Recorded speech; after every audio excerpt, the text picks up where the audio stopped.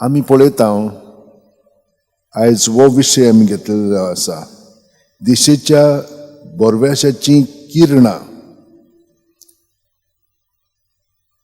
आमची दिशा मोगाची एके वाटेन आसता आनी आमी संवसारीक जिवीत आमचें मांडून घेवन ते दिशेनूच आसता. पूण देवाची येवजण आमचे पासत आमचे सगळे आनीक आसा. ती आमकां कळ्ळी की ना मागीर आमी शांतीन ताका जाय पळय तशें आमचें जिवीत जिवंक लागता.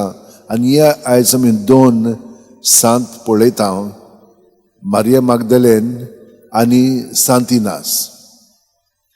मारिया मागदलेन सादारणपणी मोग कोत्ताली, पूण ह्या मोगान ती धादोसकाय भोगी नासलेली.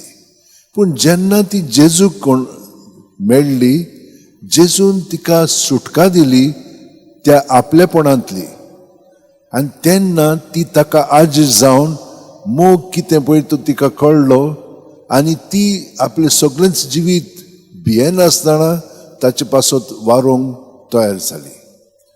आनी हाका लागून जेजून तिका पयली आपली शिश्य करून आपोस्तल करून तिका दुसऱ्या आपोस्तलांची धाडली, तांकां कळोवंक की तो खरेपणी पुनर्जीवन जावन जिवो आसा म्हणून.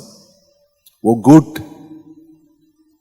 फकत देवूच आमकां उजवाडून आमचें मन तो अणभवूंक दिता.